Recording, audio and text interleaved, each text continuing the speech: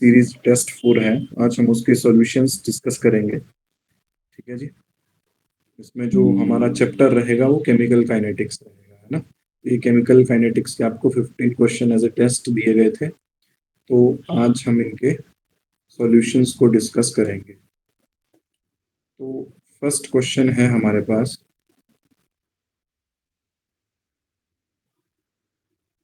First question में देखो जी क्या पूछा गया है। फर्स्ट क्वेश्चन है हमारे पास, द रेट ऑफ रिएक्शन। हमारे पास एक रिएक्शन दिया गया है,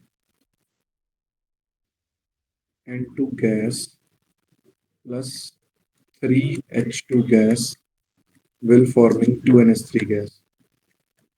ठीक है जी।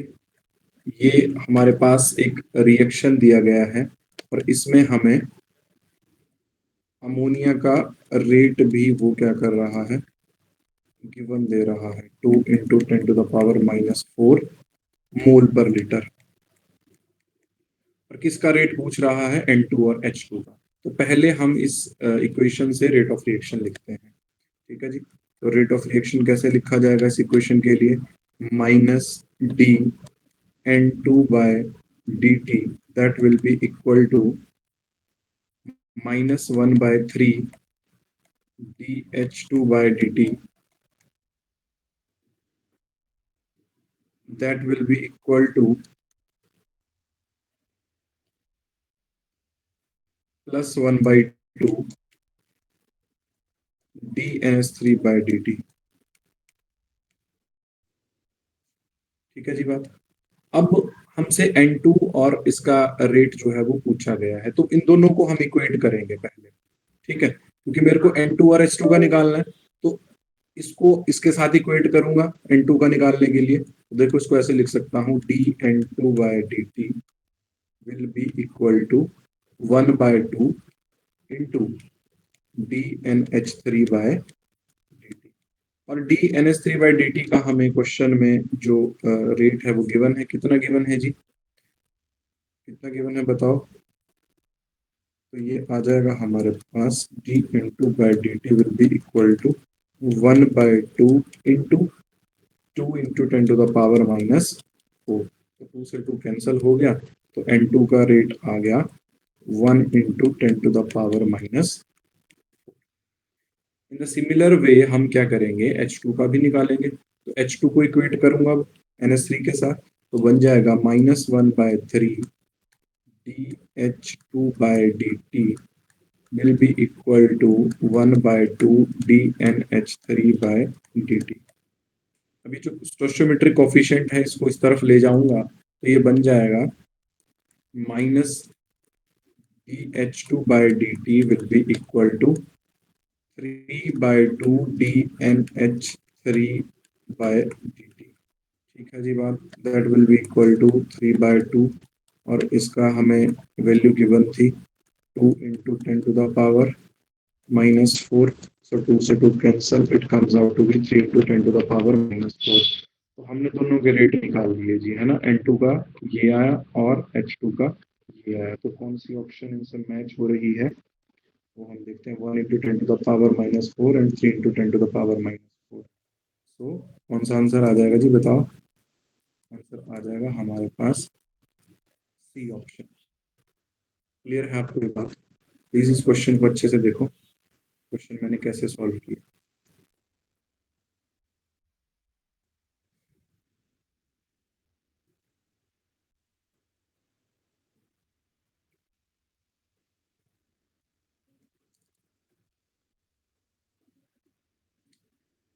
क्लियर है जी,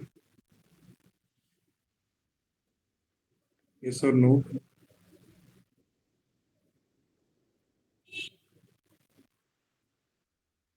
जो क्लास में ज्वाइन है वो आंसर दें कि ये क्वेश्चन क्लियर हुआ आपको या नहीं। Yes sir. Sir one time repeat कर देंगे, एक्चुअली लेट ज्वाइन किया था मैंने। No no no issue, no issue. देखो क्वेश्चन को अगेन रीड करते हैं। क्वेश्चन है, द रेट ऑफ रिएक्शन। हमें एक रिएक्शन दिया गया है, N2 gas plus 3H2 gas will forming 2NH3 gas. ठीक है जी, ये हमें एक रिएक्शन दिया गया है। बोला है वाज मेजर्ड एज, इसमें हमें अमोनिया का रेट दिया गया है ना, अमोनिया का रेट दिया गया है और हमसे पूछा किस किस का रेट है, N2 का और H2 का पूछा हुआ है। तो सबसे पहले मैंने क्या किया, इस इक्वेशन के लिए रेट ऑफ रिएक्शन लिखा, है ना। तो रेट ऑफ रिएक्शन कैसे लिखा जाता है जी, देखो माइनस dN2/dt,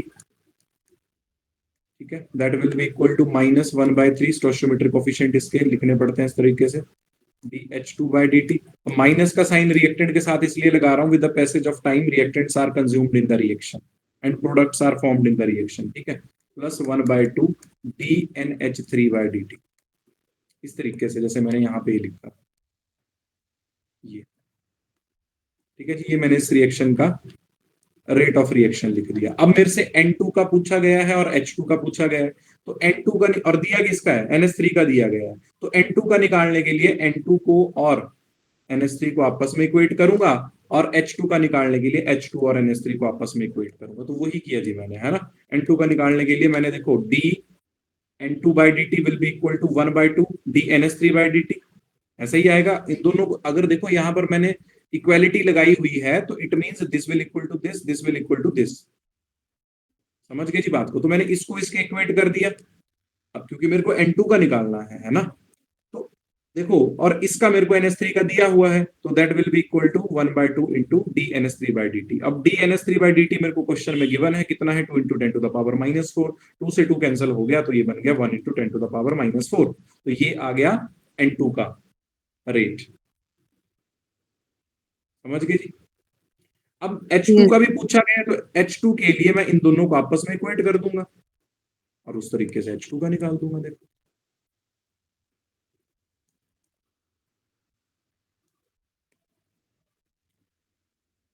क्या आपको बात पता चली जी, या फिर से रिपीट करूं? Yes, sir. Clear. Okay, next question देखते हैं। देखो अगर आपको फिर भी इस क्वेश्चन में थोड़ा सा डाउट है, तो सेम पैटर्न पे 2-3 क्वेश्चन और भी इसी असाइनमेंट में, इसी टेस्ट में है, तो वो आपका वो डाउट वहां पे क्लियर हो जाएगा जी, तो चिंता ना करें बिल्कुल भी। Okay, next question, the rate constant is given by, देखो ये रेट कांस्टेंट का रिलेशन है, ठीक है, रेट कांस्टेंट का क्या रिलेशन है, k will be equal to p into Z E raise to power -e/RT। अब यहाँ पे बोला है which factor should register a decrease for the reaction to proceed more rapidly, बोल रहा है कि किस पैरामीटर को अगर मैं डिक्रीज करूंगा तो रेट ऑफ रिएक्शन फास्ट होगा। तो देखो इस क्वेश्चन को आपको अच्छे से समझाता हूं, ठीक है जी। अब ये एक्सप्रेशन कहां से आता है, ये एक्सप्रेशन वैसे तो आर्हेनियस इक्वेशन की मॉडिफाइड फॉर्म है ना। देखो आर्हेनियस इक्वेशन क्या होती है मेरे पास, k will be equal to a e minus EA/RT, ऐसे होती है। तो यहाँ पर कोलिजन फ्रीक्वेंसी और ये थोड़े उसके क्या बोलते हैं स्टीरिक हिंड्रेंस के फैक्टर्स जो हैं वो इसमें इंट्रोड्यूस कर दिए जाते हैं, है ना, तब ये इक्वेशन मेरे पास सामने आ जाती है, p into Z E raise to power -EA/RT। अब देखो इसने क्या बोला है कि कौन से फैक्टर को मैं क्या करूं, डिक्रीज करूं, जिसकी वजह से जो रिएक्शन है वो मोर रैपिडली अकर करे। तो अगर आप देखोगे तो देखो, चाहे मैं बात P की करता हूं चाहे मैं बात Z की करता हूं, वो डायरेक्टली रिलेट है किसके साथ, K के साथ, है ना।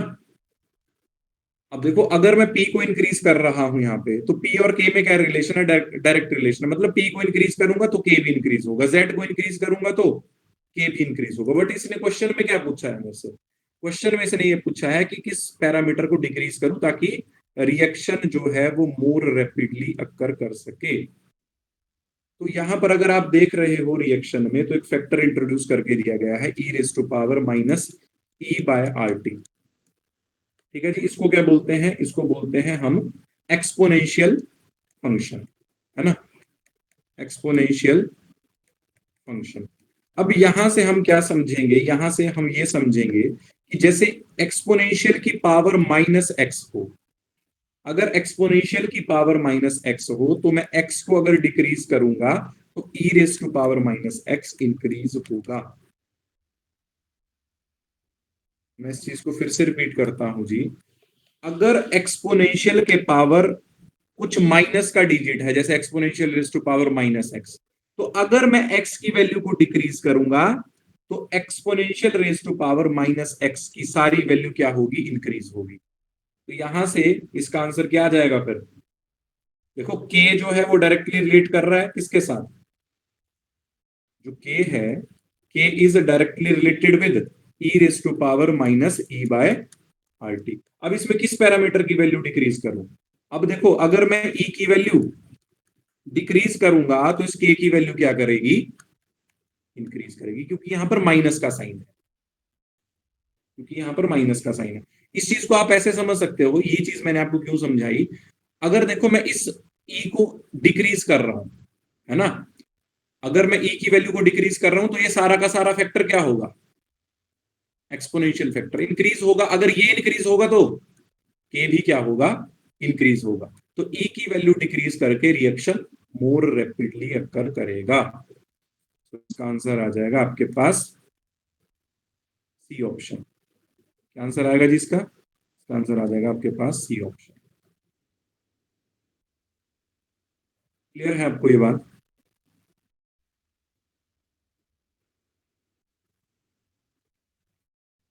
यस और नो? देखो जो भी एक्सपोनेंशियल की पावर है, यहां पर एक्सपोनेंशियल की पावर क्या है, minus E by R T है, ठीक है। अब अगर मैं एक्सपोनेंशियल की ये जो ई की वैल्यू है इसको क्या करता हूं, कम करता हूं, या इस एक्सपोनेंशियल को कम करता हूं, e raise to power minus E by R T को अगर मैं डिक्रीज करता हूं तो उसकी वजह से क्या होगा, के इंक्रीज हो जाएगा। तो मतलब ई की वैल्यू डिक्रीज करने पे के इंक्रीज होगा। देखो पी और जेड तो आंसर नहीं होंगे, पी और जेड आंसर क्यों नहीं होंगे, क्योंकि वो के साथ डायरेक्टली रिलेट कर रहे हैं। तो यहां पर मेरे को ये लिखना चाहिए था फिर, which factor should register a increase for the reaction to proceed more rapidly. तो उसमें दो चीजें आ जाती, क्या आ जाता है, एक पी आ जाता है और एक जेड आ जाता है, क्योंकि दोनों को इंक्रीज करने पे के इंक्रीज कर रहा है। समझ गए जी इस बात को?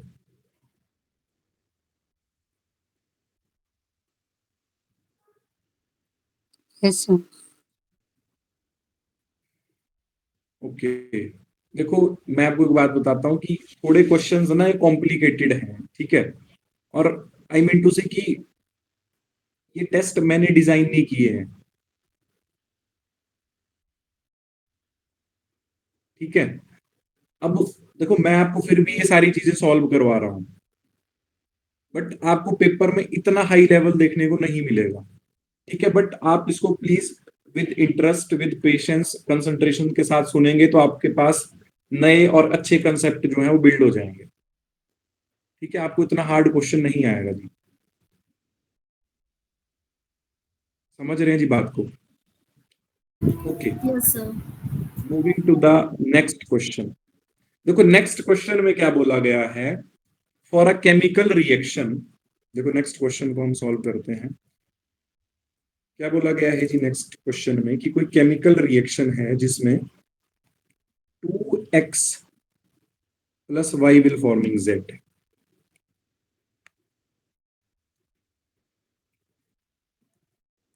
2x plus Y will forming z। अब इसमें इसमें पहले मैं आर ओ आर लिख देता हूं। तो आर ओ आर कैसे लिखा जाएगा, -1/2 dx by dt that will be equal to minus dy by dt that will be equal to plus dz by dt। ऐसे लिखा जाएगा जी। अब मुझसे क्या पूछ रहा है वो क्वेश्चन में, प्लीज ध्यान से देखना।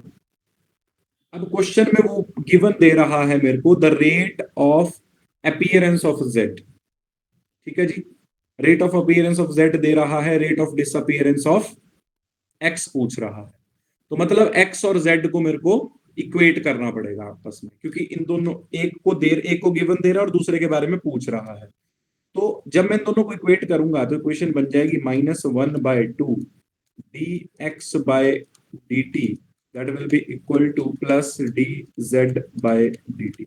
ओके अब देखो, जब क्योंकि मेरे से वो क्या पूछ रहा है, rate of disappearance of x, मैंने आपको जब केमिकल काइनेटिक्स करवाई थी तो मैंने आपको बताया था कि जो डिसअपियरेंस टर्म है that is used for reactants and appearance term is used for product, because reactants gets disappeared with the passage of time. अब देखो मेरे को, मैंने आपको एक चीज और बताई थी कि जब भी मैं रेट ऑफ अपीयरेंस या डिसअपीयरेंस की बात करता हूं तो वहां पर मैं स्टोइचियोमेट्रिक कोफिशिएंट को इन्वॉल्व नहीं करता हूं। तो मेरे को rate of disappearance of X निकालना है, तो वो कैसे निकलेगा, minus D x by D T, that will be equal to, अब ये टू कहां चला जाएगा, ये टू यहां चला जाएगा, तो आ जाएगा two into D Z by D T. अब ये आपको क्वेश्चन में गिवन है, rate of appearance of Z कितना दिया है ये क्वेश्चन में, ये क्वेश्चन में आपको गिवन है जी 0.05, कितना गिवन है क्वेश्चन में, ये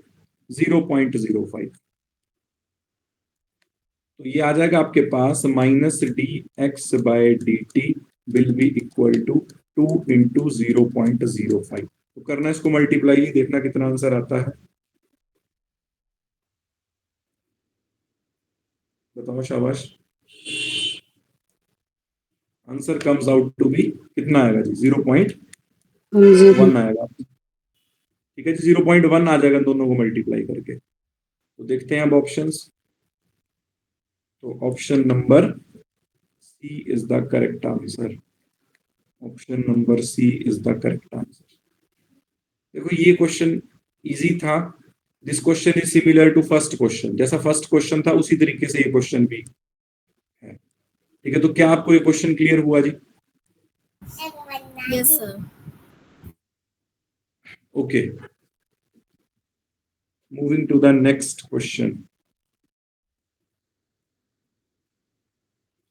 देखो नेक्स्ट क्वेश्चन है the rate of formation of SO3 in the reaction is 100 gram पर मिनट, rate of disappearance of O2। तो उस क्वेश्चन को सॉल्व करते हैं,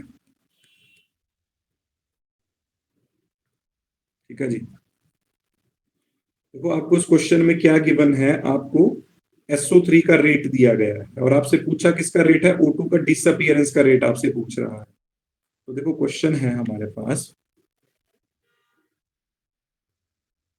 2SO2 plus O2 will forming SO3, 2SO3। तो सबसे पहले हम इसके लिए ROR लिखेंगे।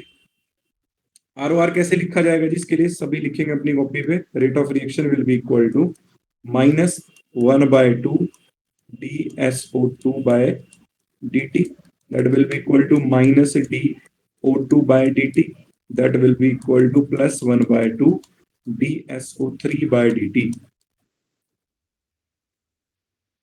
ठीक है जी, ऐसे इसका रेट लिखा जा सकता है, यस और नो? Yes, sir. अब देखो पहले मैं इसमें क्या, मेरे को गिवन क्या है, मेरे को गिवन है DSO3 by dt, कितना दिया गया है जिसकी कंपोजिशन 100 ग्राम पर मिनट। अब मैं इसको पहले ग्राम से मोल में निकाल लेता हूं। अब मोल में कैसे निकालूंगा, अगर मैं आपके साथ SO3 की बात करता हूं तो SO3 का मोलर मास कितना होता है, क्योंकि मेरे को गिवन मास ये क्वेश्चन में दिया हुआ है ना। तो मोलर मास कैसे निकलेगा इसका, जितना सल्फर का एटॉमिक मास है, एक सल्फर का मास होता है एक एटम का 32 प्लस ऑक्सीजन का होता है 16 इंटू कितनी ऑक्सीजन है 3, तो which comes out to be 32 plus 48 which comes out to be 80। आ जाएगा जी 80, यस और नो? तो ये मेरे पास निकल के आ जाएगा DSO3 by dt will be equal to 100 by 80 mole पर मिनट, ठीक है। अब मुझे इसको किसके साथ कोरिलेट करना पड़ेगा, मेरे को इसको O2 के साथ कोरिलेट करना पड़ेगा। क्यों O2 के साथ कोरिलेट करना पड़ेगा, क्योंकि मेरे से rate of disappearance of O2 पूछा है, मेरे से ये पूछ रहा है। तो this will be equal to, अब देखो इसका स्टोइचियोमेट्रिक कोफिशिएंट क्या है, इसका क्योंकि मैंने अभी ये वैल्यू निकाली ना, तो ये कैसे निकलेगा 1/2 DSO3 by dt को कितना निकाला मैंने 100 by 80 मोल पर मिनट। ठीक है, अब मेरे को एक चीज बताओ, मेरे से आंसर किस चीज में पूछा गया है? मोल पर मिनट में आंसर पूछा गया है या ग्राम पर मिनट में आंसर पूछा गया है? ग्राम से जो आंसर पूछा गया है वो ग्राम पर मिनट में पूछा गया है। तो मुझे ये पता है कि 1 mole of O2 will be equal to how many grams? बताओ जी। 1 मोल O2 कितने ग्राम के बराबर होता है? जितना उसका ग्राम मॉलिक्यूलर मास होता है, that is 32 gram.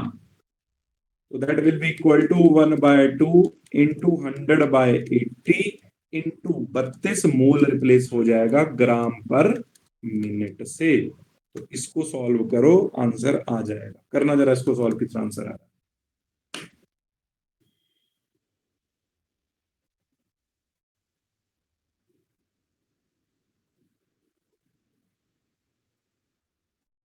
Please solve करो जी और आंसर बताओ कितना आंसर आएगा। सर 20 ग्राम। 20 है सी ऑप्शन कोई 20? C option. ओके जी, सी ऑप्शन।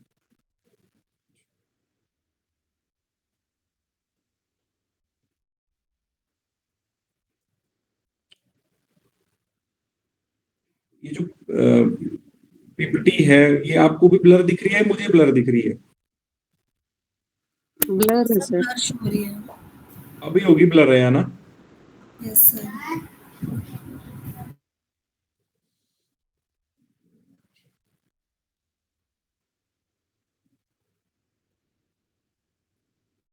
एक मिनट जी रुको, मैं इसको फिर से यहाँ पे इंट्रोड्यूस करवाता हूँ, प्लीज 1 मिनट का टाइम।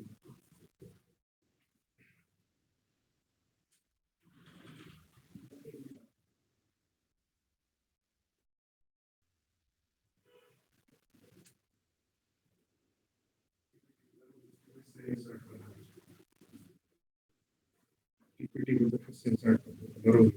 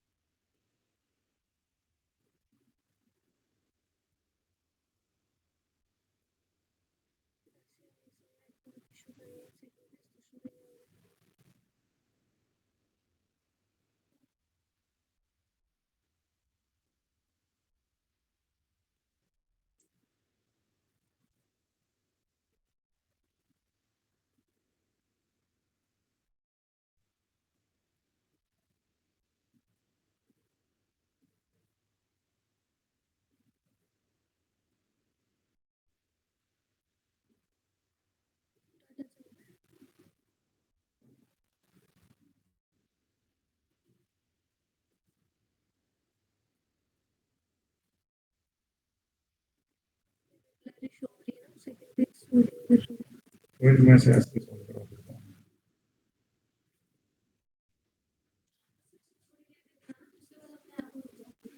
ठीक है ठीक है ठीक है ठीक है। अभी ब्लरी शो हो रही है जी, कुछ नेटवर्क का इशू हो सकता है। ठीक है, उसमें सब नेक्स्ट वैसे क्वेश्चन भी है। ये जो बैक लोगो है ना ये बहुत डार्क होता है वैसे भी। क्वेश्चन जैसे आता है ना टेस्ट तब भी होती है, मुझे तो होती है दिक्कत। जैसे बैक लोगो ना बहुत डार्क है, जैसे ऑनलाइन कर Okay, रहे हो तो मैं टेक्निकल टीम नेक्स्ट से इस टाइम बात बात। हाँ जी। ठीक है ठीक है ठीक है ठीक है। ओके, तो 20 ग्राम आई थिंक इसमें सी ऑप्शन है ना? तो वो इसका आंसर हो जाएगा जी। ठीक है, नेक्स्ट क्वेश्चन। क्वेश्चन नंबर हमारे पास 5th क्वेश्चन जो है उसको हम सॉल्व करते हैं। 5th क्वेश्चन में क्या बोला गया है? For a reaction 2A plus B will forming 3C plus D. Which of the following does not express the reaction rate? ठीक है, तो इसमें अगर देखो मैं इसका ROR लिखूंगा, रेट ऑफ रिएक्शन लिखूंगा, तो इतना तो मैंने आपको बताया ही है कि जब भी मैं रेट ऑफ रिएक्शन लिखता हूं तो जब वो इन टर्म्स ऑफ रिएक्टेंट लिखा जाता है तो वहां पर माइनस का साइन इंट्रोड्यूस होता है, और जब वो इन टर्म्स ऑफ प्रोडक्ट लिखा जाता है तो प्लस का साइन इंट्रोड्यूस होता है। क्यों? क्योंकि reactants are consumed in the reaction and products are formed in the reaction. तो फिफ्थ फिफ्थ का आंसर सी हो जाएगा, क्योंकि सी ऑप्शन में इसने क्या किया है, माइनस डीसी बाय dt लिख दिया है, जो कि बिल्कुल गलत है। यहां पर प्लस 1/3 डीसी बाय dt लिखना चाहिए था। क्यों? क्योंकि products are form during the chemical reaction, तो उसके साथ माइनस साइन नहीं आएगा। माइनस साइन का मतलब है कि प्रोडक्ट की कंसंट्रेशन डिक्रीज कर रही है, ऐसा थोड़ी केमिकल रिएक्शन में होता है। तब तो केमिकल रिएक्शन करवाने का पर्पस ही क्या बचा जी। ठीक है, तो इसका आंसर सी हो जाएगा, क्योंकि हमसे पूछा है which of the following does not express the reaction rate. ठीक है जी बात। Yes, sir. Okay okay, next question करते हैं जी। Next question, question number 6। अब देखो ये क्वेश्चन फर्स्ट क्वेश्चन में भी यही था, बट इसमें डाटा वहां पर कुछ दिया गया था, और ये 6th क्वेश्चन में भी सेम क्वेश्चन है, तो इसको कर लेते हैं जी। ये आपको रिएक्शन दिया गया है, द इक्वालिटी रिलेशनशिप पूछा गया है कि DNH3 बाय dt और DH2 बाय dt में क्या रिलेशन आएगा, ये क्वेश्चन में पूछ रहा है। ठीक है, तो पहले इसके लिए ROR लिखते हैं, फिर रिलेशन एस्टेब्लिश कर पाएंगे। तो देखो जी, जब हम इसके लिए ROR लिखेंगे, रेट ऑफ रिएक्शन लिखेंगे, तो वो कैसे लिखा जाएगा, minus DN2 by dt will be equal to -1/3 DH2 by dt, that will be equal to +1/2 DNS3 by dt। अब किसके किसके बारे में इंफॉर्मेशन पूछ रहा है, DNH3 और H2 के बारे में। तो इन दोनों के बारे में हमने रिलेशनशिप एस्टेब्लिश करना है। तो अगर हम अपनी ऑप्शंस देखेंगे, तो देखो हमारे पास क्या रेट आ जाएगा, हमारे पास रेट आ जाएगा according to options DNH3 by dt।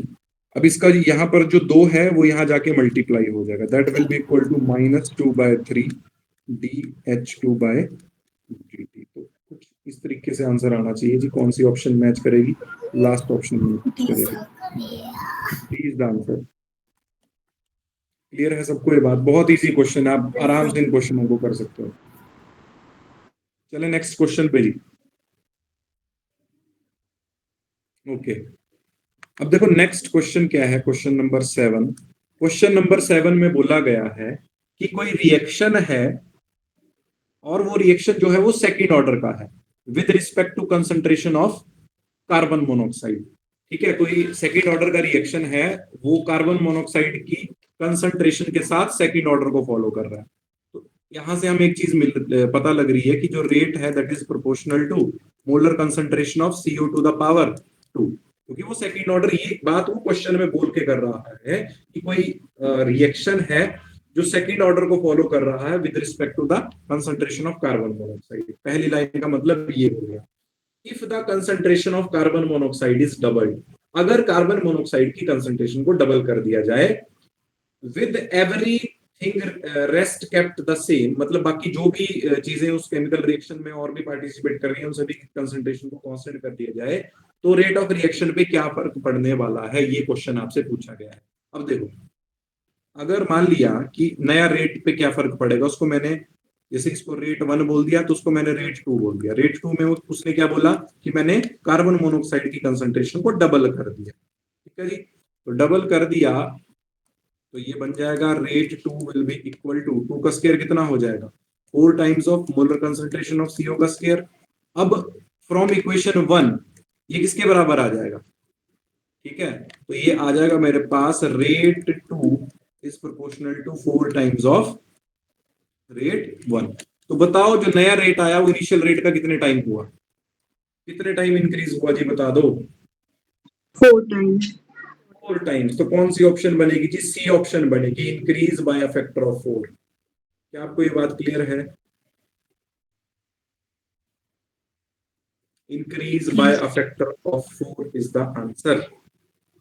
अगर मैं ये बोलता कि सेम क्वेश्चन आपको देता और मैं ये बोल देता कि कार्बन मोनोऑक्साइड की कंसंट्रेशन को ट्रिपल कर दो, बाकी जो भी पैरामीटर है उनकी कंसंट्रेशन को कांस्टेंट रख दिया, तो बताओ रेट कितने टाइम से इंक्रीज होगा? क्या आंसर देते हैं आप?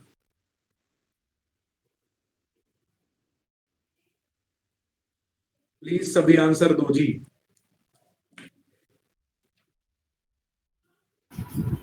एट। क्या आंसर आता तब?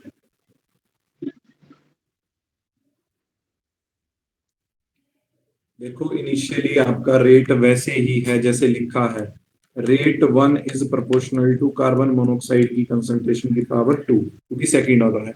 अब मैंने क्या बोला कि मैंने कार्बन मोनोऑक्साइड की कंसंट्रेशन को कितना कर दिया?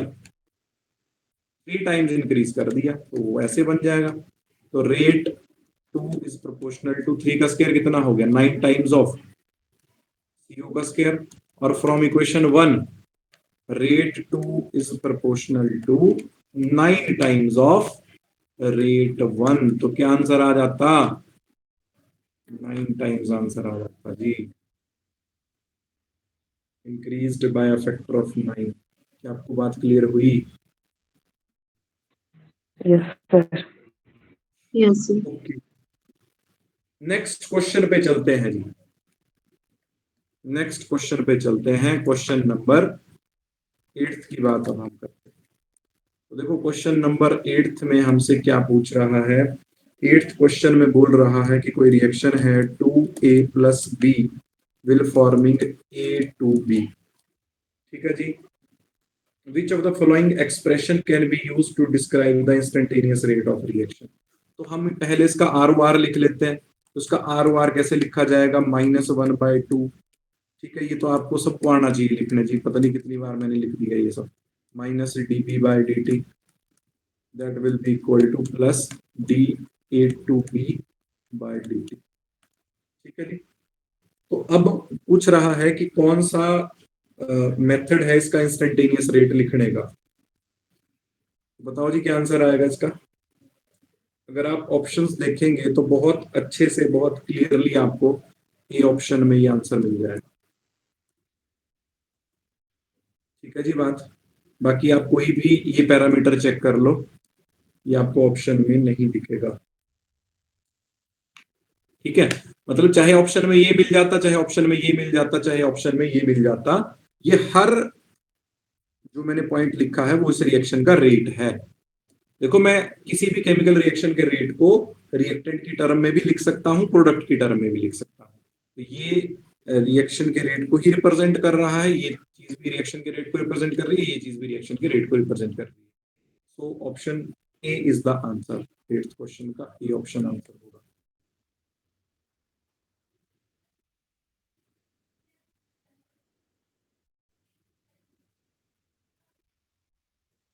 क्लियर है आपको ये बात? अगर क्लियर है तो next question. Yes sir. Doubt है कि? नो सर, क्लियर है ये वाला।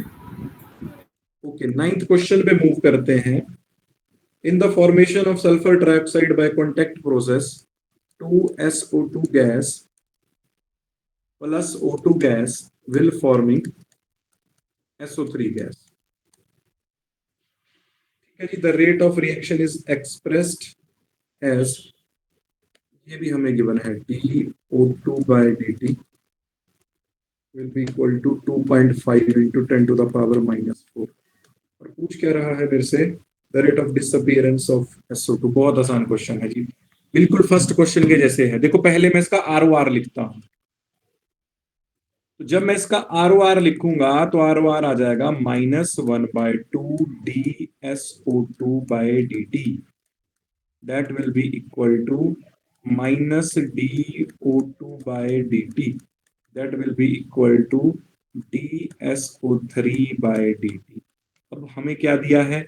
हमें ये दिया हुआ है और क्या पूछा है हमसे? हमसे ये पूछा है, तो उन दोनों को हम रिलेट कर सकते हैं जी, कर सकते हैं ना रिलेट। तो क्या आंसर आएगा इसका? बताओ जी, what is the answer of this question? Please answer दो सारे, मैं ऐसा क्वेश्चन करवा चुका हूं आपको।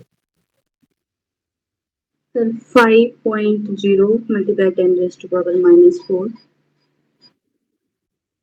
5.0 बिल्कुल सही बात है जी। 5.0 इंटू 10⁻⁻⁴। देखो यहां पर 2 भी है ना क्वेश्चन में, तो यहां पर 2 भी है तो ये 1/2 हो जाएगा। ठीक है, अब देखो मेरे को इन दोनों को रिलेट करना है जी। ठीक है, तो ये बन जाएगा मेरे पास 1/2 dSO3/dt will be equal to minus dO2/dt। अब मुझसे क्या पूछा है क्वेश्चन में? रेट ऑफ, अच्छा SO2 का पूछा हुआ है, कोई बात नहीं, SO2 का भी निकाल देंगे, दोनों का सेम ही आएगा, है ना, दोनों का निकाल देते हैं। ठीक है, पहले SO3 का निकाल देते हैं, जो क्वेश्चन में पूछा है फिर वो भी निकाल देंगे। तो देखो SO3 का कैसे निकलेगा, तो बन जाएगा dSO3/dt। अब ये 2 इधर मल्टीप्लाई में चला जाएगा, that will be equal to 2 into dO2/dt। तो ये कितना दिया गया है आपको? ये दिया गया है 2 इंटू, कितना दिया गया है जिसकी वैल्यू 2.5 इंटू 10⁻⁻⁴। ठीक है, तो ये कितनी बन जाएगी आपके पास? ये बन जाएगी आपके पास 5 इंटू 10⁻⁻⁴। ठीक है, ये बनेगी माइनस की। ओके, अब SO2 के लिए भी हमसे पूछा है, तो SO2 के लिए निकाल देते हैं। तो SO2 वाली इक्वेशन को कंपेयर करते हैं, तो -1/2 dSO2/dt will be equal to minus dO2/dt। अब ये वैल्यू हमें गिवन है क्वेश्चन में, कितनी गिवन है? देखो मैं इस पैरामीटर को परली तरफ ले गया तो ये बन जाएगा मेरे पास dSO2/dt will be equal to -2 into, कितनी वैल्यू है वो, कितनी वैल्यू है जी इसकी? 2.5 इंटू 10⁻⁻⁴। तो ये जब मल्टीप्लाई आप करोगे तो ये आ जाएगा 5 इंटू 10⁻⁻⁴। तो यही इसका आंसर है, ये ऑप्शन नंबर ए आ जाएगा। ठीक है जी, ए इज द आंसर। चाहे आप इनको लो या ना लो, ये माइनस और माइनस वैसे भी कैंसिल हो जाएंगे, तब भी आप अगर 2 से इसको गुना करोगे 2.5 इंटू 10⁻⁻⁴ को, तब भी ये 5 इंटू 10⁻⁻⁴ ही आने वाला है। क्या आपको ये बात क्लियर हुई जी? Yes, sir. Okay, next question, question number 10। Question number 10 में बोला गया है, for producing effective collision the colliding molecule must have. देखो इफेक्टिव कोलिजन का कंसेप्ट जो है वो कोलिजन थ्योरी में है। कोलिजन थ्योरी क्या बोलती है कि जो कोलाइडिंग मॉलिक्यूल्स होते हैं वो एक स्फीयर की तरह होते हैं। ठीक है, अब मान लिया कि कोलिजन 2 तरीके के होते हैं, एक होते हैं इफेक्टिव कोलिजन और एक होते हैं इनइफेक्टिव कोलिजन। ठीक है, only effective collision will lead to the formation of product. ठीक है, इफेक्टिव कोलिजन से ही मैं प्रोडक्ट बना सकता हूं। मान लिया कि मॉलिक्यूल आपस में 100 बार टकराते हैं, तो जरूरी नहीं जितनी बार वो टकराएंगे उतनी बार ही वो प्रोडक्ट में ट्रांसफॉर्म होंगे। वो डिपेंड करता है कि उनका कोलिजन कैसा है। अगर वो कोलिजन इम्प्रॉपर होगा तब वो प्रोडक्ट में ट्रांसफॉर्म नहीं हो पाएंगे। अगर कोलिजन प्रॉपर होगा, और अगर कोलिजन प्रॉपर होने के लिए किस चीज की आवश्यकता होती है कि जो रिएक्टेंट के मॉलिक्यूल्स होते हैं उनकी ओरिएंटेशन प्रॉपर होनी चाहिए। अगर ओरिएंटेशन प्रॉपर होगी तो कोलिजन प्रॉपर होगा और वहां से sufficient amount of kinetic energy जो है वो जनरेट होगी, which will leads to the formation of a product. ठीक है, तो इफेक्टिव कोलिजन के लिए कोलाइडिंग मॉलिक्यूल की एक तो थ्रेशोल्ड एनर्जी ठीक होनी चाहिए और ओरिएंटेशन उनकी प्रॉपर होनी चाहिए। तो क्या इसका आंसर आ जाएगा? इसका आंसर आ जाएगा डी ऑप्शन। ठीक है, क्योंकि देखो अगर उनकी थ्रेशोल्ड एनर्जी उनके पास नहीं होगी तो वो उस बैरियर को क्रॉस नहीं कर पाएंगे, उस बैरियर को क्रॉस नहीं कर पाएंगे तब वो प्रोडक्ट में ट्रांसफॉर्म नहीं हो पाएंगे। अब उस बैरियर को क्रॉस करने के लिए उनके पास क्या होनी चाहिए? प्रॉपर ओरिएंटेशन होनी चाहिए, ताकि उस प्रॉपर ओरिएंटेशन में वो एक दूसरे के साथ कोलाइड करें और कोलाइड करने के बाद वो प्रोडक्ट में ट्रांसफॉर्म हो सके। ठीक है, क्योंकि जब वो कोलाइड करेंगे तो वहां पर sufficient amount of threshold energy generate हो जाएगी, which will leads to the formation of product. आपको ये बात क्लियर हुई? तो 10th क्वेश्चन का डी आंसर होगा threshold energy and proper orientation both. Clear है बात? Yes, sir. 11th question, 4a plus b will forming 2c plus d। ठीक है जी। अब पूछा गया है कि कौन सी स्टेटमेंट सही नहीं है। पहले मैं इसका रेट लिख देता हूं एक बार। ठीक है जी। तो उसका रेट कैसे लिखा जाएगा? R O R will be equal to -1/4 -1/4 dA/dt that will be equal to -dB/dt that will be equal to +1/2 dC/dt that will be equal to +dD/dt। अब देखो फर्स्ट ऑप्शन में बोला है the rate of disappearance of B is 1/4 the rate of disappearance of A. क्या ये बात सही है? देखो पहली बात ए और बी को लेके बोली गई है कि जो बी का डिसअपियरेंस का रेट है it is 1/4 the rate of disappearance of A. क्या ये बात सही है या गलत है? यस और नो प्लीज आंसर।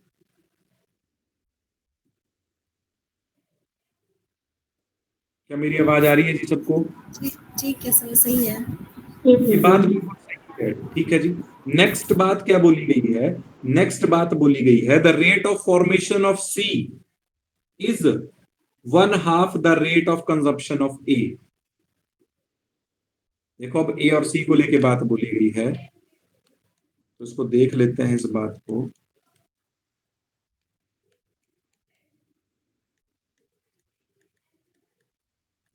क्या बोला है जी? The rate of formation of C is 1/2 the rate of consumption of A. देखो इसको यहां ले जाऊंगा तो ये बन जाएगा dC/dt that will be equal to -2/4 dA/dt that will be equal to dC/dt will be equal to -1/2 dA/dt। तो ये बोल रहा है सेकंड ऑप्शन में rate of formation of C is 1/2 the rate of consumption of A. क्या ये बात सही है? Yes sir. ये बात भी सही है। तीसरी बात में बोल रहा है rate of appearance of D is 1/2 the rate of disappearance of B. देखो अब बी और डी के बारे में बातें कर रहा है तो बी और डी को कोरिलेट करके देखते हैं। ये बात गड़बड़ हो जाएगी, देख लें। -dB/dt will be equal to +dD/dt। अब यहां पर ये बोल रहा है rate of appearance of D will be equal to 1/2 the rate of disappearance of B। ऐसा थोड़ी है क्वेश्चन में। यहां पर इसको ये लाइन लिखनी चाहिए थी अगर इसको ये करेक्ट करना था। Rate of appearance of D is equal to rate of disappearance of B. इसने हाफ लिख दिया है जो कि इसने एक्स्ट्रा लगा दिया कहीं से अपनी मर्जी से, तो वो चीज गलत है। तो इसका आंसर बन जाएगा जी सी। क्या आपको ये बात समझ में आई है? Yes sir. ओके जी, चलते हैं नेक्स्ट क्वेश्चन पे। समझ आ रहा है जी आपको ये? Yes sir. Okay, yes sir. Next question करते हैं जी। Question number 12। तो 12 क्वेश्चन है जी। A chemical reaction was carried out at 300 kelvin and 280 kelvin. कोई केमिकल रिएक्शन है जिसको दो अलग अलग टेम्परेचर पे करवाया गया, 300 केल्विन पे और 280 केल्विन पे। The rate constant were found to be K1 and K2 respectively. और K1 K2 के बीच में रिलेशन पूछ रहा है आपसे। तो देखो इसमें गिवन क्या है आपको? T1 गिवन है 300 kelvin which correspond to rate K1। in the similar way T2 is also given to you which has temperature 280 Kelvin which correspond to rate K2। ठीक है। अब मेरे को यहाँ पे सबसे पहले डेल टी निकालना पड़ेगा, चेंज इन टेम्परेचर। वो कैसे निकलता है? वो निकलता है T2 माइनस T1। तो T2 कितना है? 280 माइनस 300। वो कितना निकल गया जी? वो निकल गया आपके पास -20 केल्विन। ठीक है। अब देखो अब यहाँ पर हो क्या रहा है? टेम्परेचर क्या कर रहा है? डिक्रीज कर रहा है। कितने से डिक्रीज कर रहा है? माइनस साइन क्या दिखा रहा है जी? कि टेम्परेचर डिक्रीज कर रहा है। कितने से डिक्रीज कर रहा है? 20 केल्विन से डिक्रीज कर रहा है। और आपने एक बात बड़े ध्यान से सुनी है, जब मैंने आपको केमिकल काइनेटिक्स करवाया था तो वो लाइन मैंने बहुत बार आपसे रिपीट भी की थी, the rate of reaction becomes double for every 10 degree rise in temperature. Yes sir. बोली थी मैंने ये बात। यस सर, बताइए। अब अगर देखो 10 डिग्री टेम्परेचर इंक्रीज करने पे वो डबल हो रहा है, ध्यान से सुनना इस बात को। अगर 10 डिग्री टेम्परेचर इंक्रीज करने पे रेट ऑफ रिएक्शन डबल हो रहा है, तो 10 डिग्री या 10 केल्विन टेम्परेचर डिक्रीज करने पे क्या होगा? हाफ हो जाएगा। Yes sir. अगर मैं 10 केल्विन से या 10 डिग्री सेल्सियस से टेम्परेचर को इंक्रीज कर रहा था किसी भी केमिकल रिएक्शन में, तो रेट ऑफ रिएक्शन डबल हो रहा था। और अगर 10 डिग्री से डिक्रीज करूंगा तो वो हाफ हो जाएगा। ठीक है, तो यहां पर क्या रिलेशन आएगा, कैसे क्वेश्चन होगा? देखो, K2 will be equal to K1, ये रिलेशन है, K2 will be equal to K1 into 1/2 raise to power del T का मॉड डिवाइड बाय 10। ठीक है, अब मेरे को K2 और K1 में रिलेशन एस्टेब्लिश करना है, तो K2 will be equal to K1 1/2। अब डेल टी कितना निकाला मैंने? -20, तो -20 का मॉड लेंगे तो वो कितना आ जाएगा? अरे आपको पता है ना कि मॉडुलस किसी भी चीज का लेते हैं नेगेटिव पॉजिटिव का तो पॉजिटिव ही बन जाता है वो। तो K2 will be equal to K1 1/2, ये बन जाएगा 20/10। 20/10 कितना हो गया? अरे 2 आ गया ना ये। K2 will be equal to K1 into 1/2 to the power 2, 0 से 0 कट गई। अब 1/2 टू द पावर 2 कितना बन गया? K2 will be equal to K1 into 1/4, और 1/4 को क्या लिख सकता हूं? 1/4 कैन बी रिटन एज 0.25, तो K2 will be equal to 0.25 into K1. This is the answer. C is the answer, है ना? क्या आपको बात क्लियर हुई जी?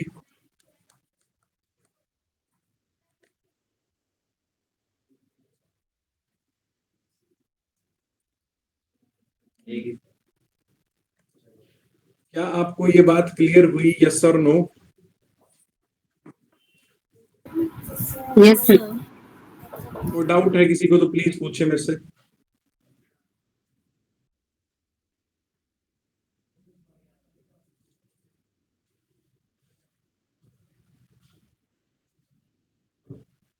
प्लीज जल्दी रिप्लाई करें जी, क्वेश्चन अभी और भी है करने को।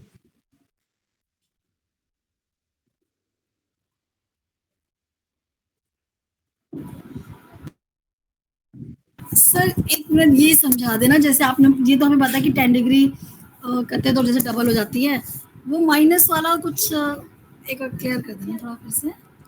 देखो ना जी, सीधी सी बात बताता हूँ। मान लिया मेरे पास 10 डिग्री केल्विन टेम्परेचर था, है ना? अब मैं अगर 10 से 20 गया तो टेम्परेचर को मैंने क्या किया? डबल कर दिया। तो जब डबल करूंगा तो रेट ऑफ रिएक्शन भी क्या हो जाएगा? Double. Rate of reaction becomes double for every 10 degree rise in temperature. अब 10 केल्विन से 0 ले आया, तो मैंने इसको क्या किया?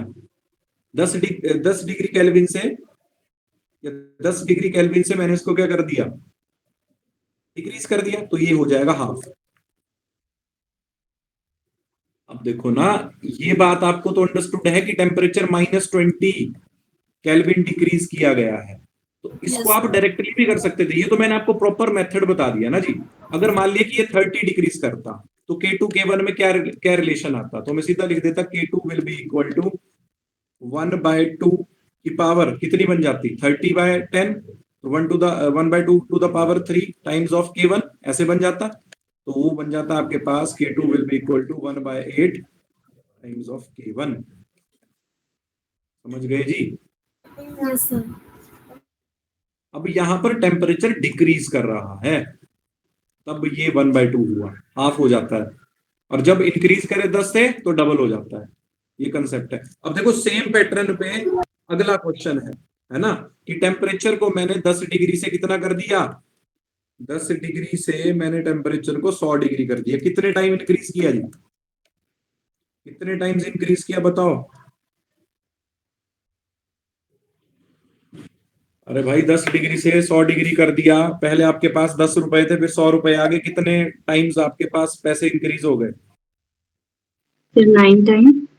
9 टाइम्स जी।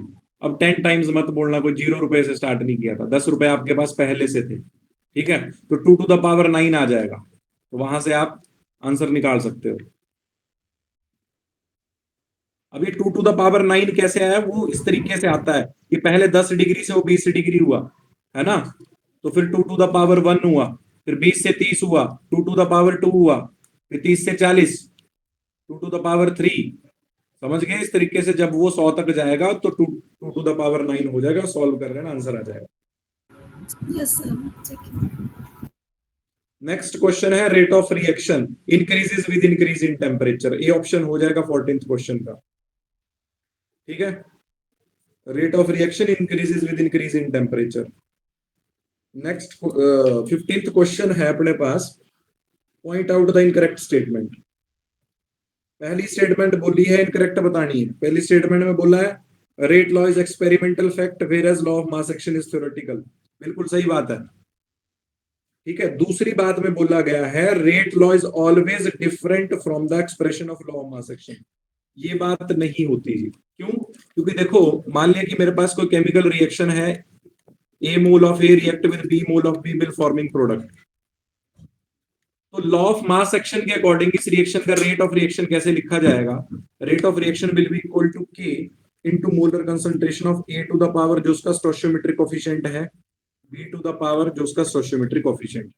बट अगर मैं ये रेट लॉ एक्सप्रेशन से रेट लिखता हूं तो ये रेट ऑफ रिएक्शन ऐसे लिखा जाएगा, rate constant K into molar concentration of A to the power alpha B to the power beta. अब मैंने आपको बताया था कि अल्फा कॉमा बीटा ए और बी के बराबर हो भी सकते हैं और नहीं भी हो सकते हैं, बट यहां पर ये बोल रहा है rate law is always different from the expression of law of mass action. ऐसा जरूरी नहीं है, ये सेम भी हो सकते हैं, डिफरेंट भी हो सकते हैं। तो इसमें इनकरेक्ट स्टेटमेंट आपके पास सेकंड आ जाएगी। तो 15 का आंसर आपके पास बी ऑप्शन हो जाएगा, ठीक है जी? That's all for today. कोई डाउट होगा तो आप पूछ लेना, अगर अभी भी कोई डाउट है तो आप मेरे से पूछ सकते हैं। मैंने सारे क्वेश्चन जो है वो आपको सॉल्व करवा दिए हैं।